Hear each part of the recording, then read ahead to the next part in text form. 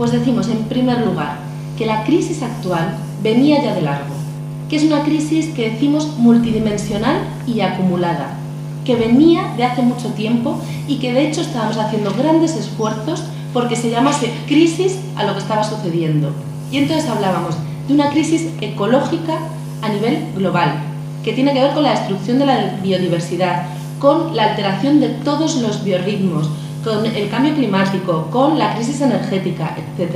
Entonces decíamos, hay una profunda crisis ecológica que tiene que ver con no haber reconocido la existencia de límites y con habernos creído que el planeta era únicamente un medio para el proceso de acumulación de capital. Es decir, de haber puesto la vida natural al servicio del proceso de acumulación. Crisis ecológica.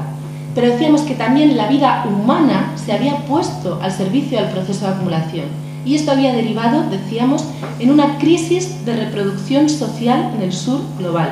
Es decir, que las expectativas de reproducción material y emocional de la gente en el sur global no podían cumplirse, o que directamente se destruía vida. Y aquí tenemos las crisis alimentarias, las hambrunas y millones de muertos también.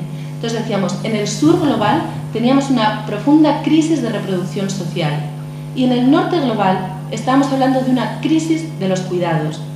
La forma de gestionar y de resolver los cuidados cotidianos imprescindibles para que la vida salga adelante había estallado, la forma tradicional, y estábamos pugnando por una nueva manera que pusiera los cuidados en el centro y, sin embargo, no lo estábamos logrando. Y aquí aparecían todas las cuestiones de la conciliación de la vida laboral y familiar, el estrés cotidiano, la atención a la dependencia, etc. Pero lo que decíamos es que esto no eran más que síntomas de grietas por las que estaban saliendo a la luz las tensiones derivadas de cuidar la vida en un sistema donde la vida no es un fin, sino un medio. Entonces, teníamos una crisis de los cuidados en el norte global, crisis ecológica, de reproducción social y de cuidados, todas ellas vinculadas a un mismo hecho, que es poner la vida humana y no humana al servicio del proceso de valorización, y que nos hablan de ese sistema pervertido e insostenible del que estaba hablando antes. Y crisis que decíamos que además están interrelacionadas, no es que vayan cada una por su lado, y pongo dos ejemplos. La crisis de reproducción social en los países del sur impelía a muchas mujeres a buscarse nuevas formas de supervivencia migrando, marchándose. Y muchas de estas mujeres llegan a países del norte donde hay una profunda crisis de cuidados y lo que encuentran es empleo en el sector de cuidados, atendiendo las necesidades de cuidados que otras mujeres de aquí ya no están asumiendo a su vez. Y aquí hablábamos de cadenas globales de cuidados. Podemos hablar luego más en el debate si queréis. Entonces, las cadenas globales de cuidados, donde mujeres a lo largo y ancho del mundo se transfieren cuidados de unas a otras en base a ejes de poder, conectaban los dos procesos de crisis, de reproducción social y de cuidados. Este es un ejemplo de la interrelación de las crisis. Un ejemplo, si queréis, muy concretito, pero que yo creo que nos demarca, digamos, la perversión global del sistema. Otro ejemplo de conexión serían el papel que tienen las grandes urbes y el coche asociado a ellas en desatar la crisis ecológica, por un lado, pero también la crisis de cuidados. Porque la crisis de cuidados no es solo porque las mujeres nos hayamos insertado al mercado laboral, sino también por los modelos de ciudad que tenemos, que vuelven imposible el tener cercanos distintas facetas de la vida, que destruyen los espacios colectivos donde se pueda cuidar, que multiplican los tiempos de desplazamiento, etc. Entonces, algo como el modelo de urbanismo asociado a la explosión del automóvil está en la génesis de la crisis ecológica y también de la de cuidados. Retomando, decíamos que lo que tenemos es una crisis multidimensional y acumulada, una crisis en última instancia civilizatoria, que nos está mostrando claramente que el sistema en el que vivimos es insostenible y perverso. Y sin embargo, nos estaba costando mucho que esto se reconociera como crisis. Y entonces, ¿qué pasa? Llega el estallido financiero, que es un quiebre en el proceso de valorización de capital en los mercados financieros y recibe de manera automática el nombre de la crisis en mayúsculas y con lucecitas.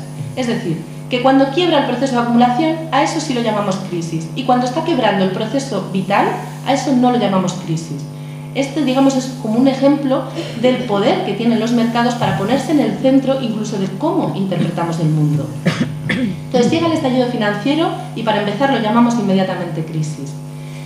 En un primer momento, si recordáis, con el estallido financiero se intentó hacer eso de conciliar la vida con el capital.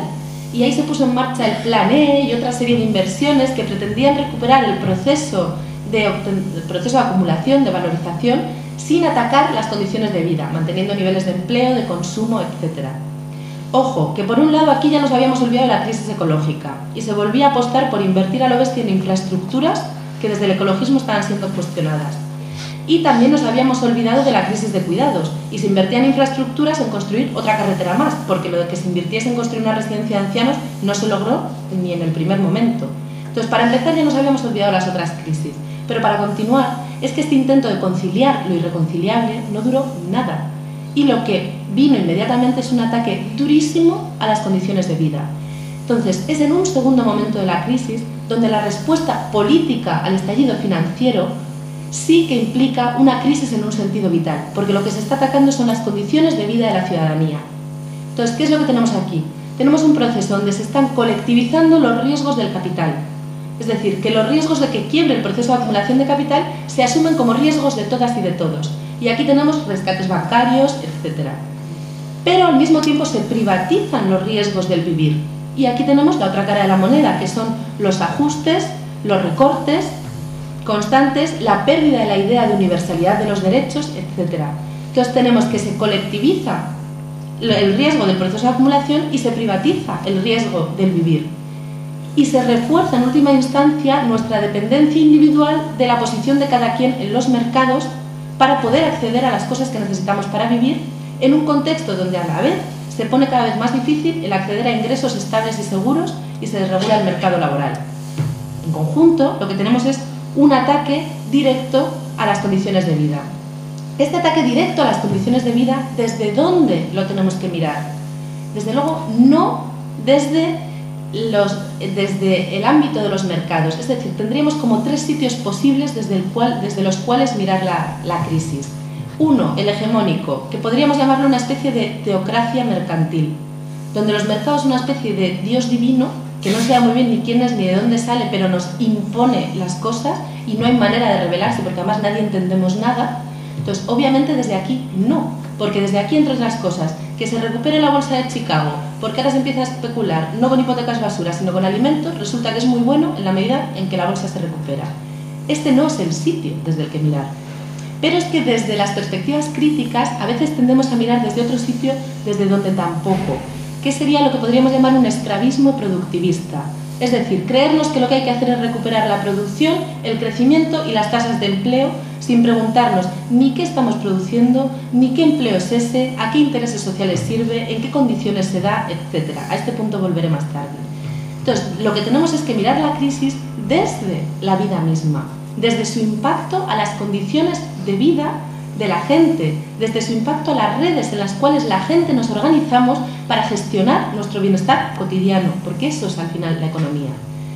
A esto, desde el feminismo a veces lo hemos llamado mirar la crisis desde la cocina y no desde el consejo de administración. Entonces, mirando la crisis desde la cocina, ¿qué impacto está teniendo la crisis? En primer lugar, lo que se ha desajustado ha sido, decía, con el estallido financiero, el proceso de acumulación. Y entonces reaccionamos colectivamente a través del Estado para reajustar el proceso de acumulación. Entonces se reajusta el Estado y lo que se desajusta al final es el proceso cotidiano, día a día, para salir adelante. Entonces, donde la crisis está absorbiendo en última instancia es en los hogares, es en las casas de cada quien. Es decir, que el reajuste final del sistema no lo están haciendo las empresas ni lo está haciendo el Estado. Están haciendo el reajuste para garantizar el proceso de acumulación, pero el reajuste para garantizar el proceso vital, para garantizar que la economía sale adelante, se hace en los hogares, en las casas de la gente. Por eso decimos que los hogares son el elemento último de absorción de shocks del sistema económico. Son el colchón del sistema y en los hogares son las mujeres. Entonces, ¿en los hogares qué está pasando? Pues yo diría que están pasando fundamentalmente dos cosas para reaccionar frente a la crisis. Una, que se está poniendo en marcha lo que podríamos llamar una economía de retales. Es decir, que se nos ha venido abajo el sueño ese de que cada quien con nuestro curro y nuestro consumo en el mercado podemos salir adelante. Que la idea de que somos seres autosuficientes, consumidores o trabajadoras autosuficientes, se nos viene abajo. Y en los momentos en que la cosa se pone dura, lo que hacemos es poner en común. Poner en común distintos recursos. Poner en común la casa, gente que se vuelve a vivir junta, gente que vuelve a vivir con sus padres. Poner en común recursos financieros, pedir un préstamo alrededor. Poner en común recursos de información. Poner en común tiempo de trabajo. Poner en común alimentos. Poner en común lo que sea. Pero poner en común. Entonces, lo que aparece aquí es que la única posibilidad de salir adelante es reconocer que somos interdependientes y colectivizar y compartir. Entonces, la economía de rentales en los hogares está siendo una vía clave para salir adelante en momentos de crisis.